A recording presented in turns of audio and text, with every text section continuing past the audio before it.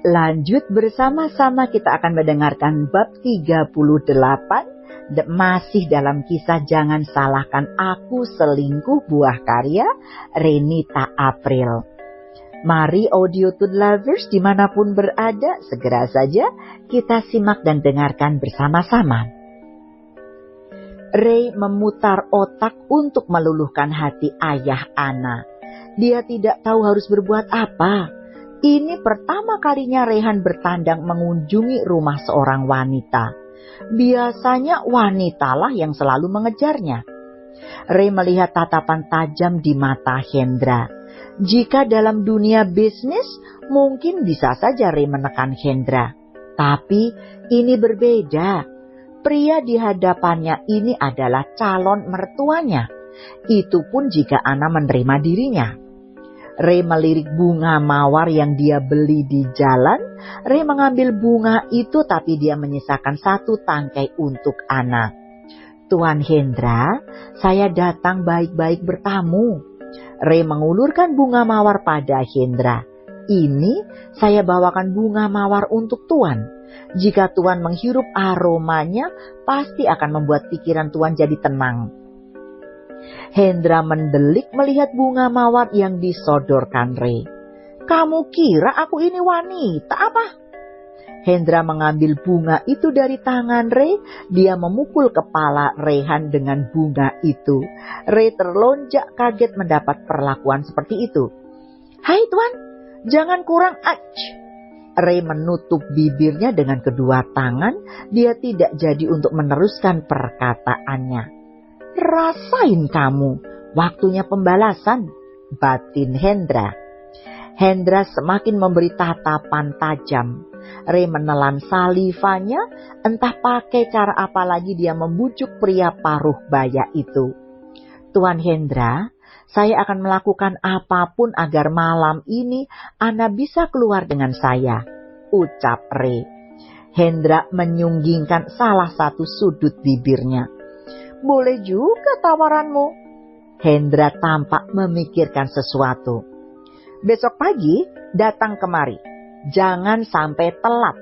Kamu harus datang jam 6 pagi. Ray tersenyum. Baik, saya akan datang besok. Hendra lalu meninggalkan Rehan di ruang tamu. Seraya tangannya memegang sebuket bunga. Ray merasa lega karena malam ini mendapat izin dari Hendra. Dia kembali duduk di sofa sembari menunggu Anna datang. Anna menuruni anak tangga menemui Rehan. Dia sudah tampak cantik dengan memakai gaun malam yang simpel. Ray tersenyum melihat Anna sudah ada di hadapannya. Dia lalu mengambil setangkai bunga mawar untuk diberikan pada Anna. Sayang, kamu cantik sekali. Ray memberikan bunga mawar itu kepada Anna. Bunga ini untukmu. Anna mengambil bunga pemberian Rehan dan menghirup aroma mawar itu. Terima kasih, tapi jangan panggil aku sayang. Ray mengernyit. Kenapa? Karena aku bukan kekasihmu lagi, kata Anna. Ray terkesiap. Apa kamu tidak mau jadi kekasihku lagi?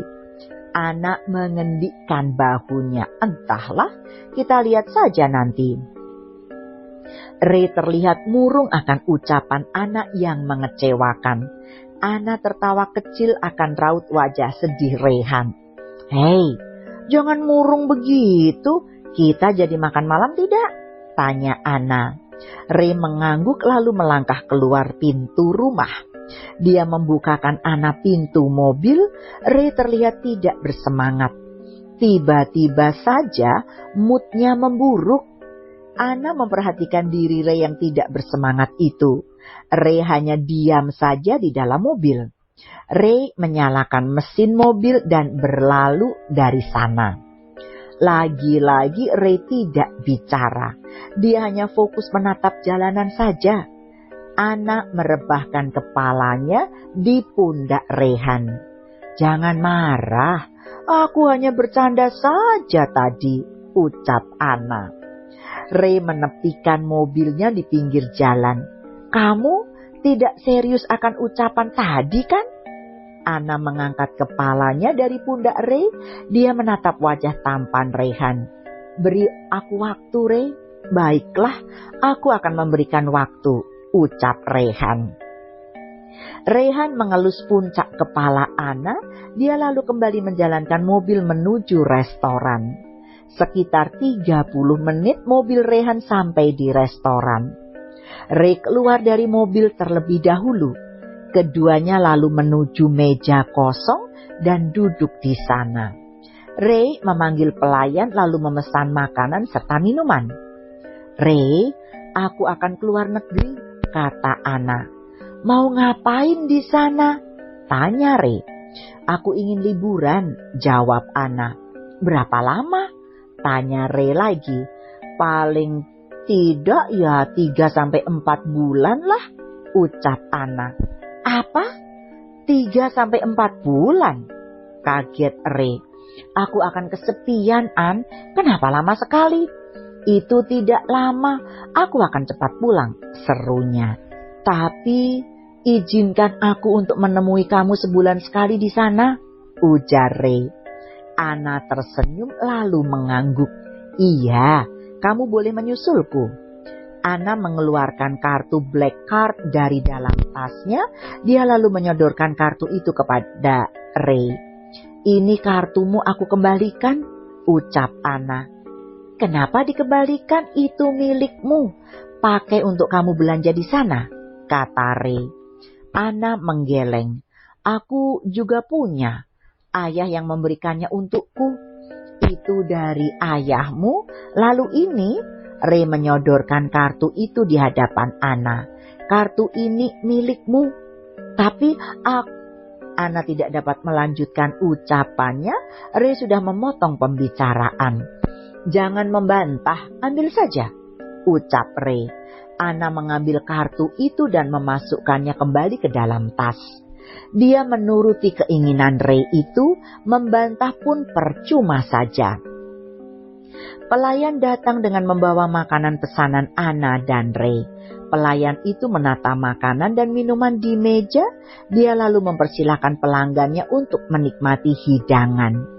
"Kita makan dulu," ucap Ana. Ray serta Ana memakan makanan yang telah mereka pesan. Ray memotong daging kecil-kecil, dia lalu menusukkannya dengan garpu. Ray menyodorkan potongan daging itu kepada Ana. "Buka mulutmu." Ana membuka mulutnya. Ray menyuapkan potongan daging itu ke dalam mulut Ana. Begitu juga Ana, dia menyuapkan sayuran pada Ray. Keduanya tampak sangat mesra dengan adegan itu.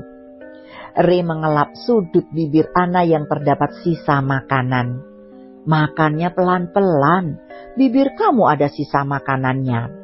Ana menyengir. "Iya sayang." Ray kaget mendengar kata sayang. "Kamu beneran sayang aku?" "Enggak tuh, siapa bilang?" kata Ana terkekeh. "Dasar kamu ya." Ray mencubit hidung Ana. Dia sangat gemas akan tingkah teman tapi mesranya itu. Teman tapi mesra karena Ana minta putus dan masih belum menerima Rehan kembali. Dari kejauhan, ada Dimas yang memperhatikan keduanya. Dia tidak sengaja melihat Ana dan Ray yang tengah makan malam di restoran yang sama dengannya. "An, aku di sini, aku merindukanmu," lirih Dimas. Hati Dimas sungguh nyeri melihat pemandangan mesra itu. Ana dengan cepat melupakan dirinya. Setiap malam Dimas selalu menatap foto Ana.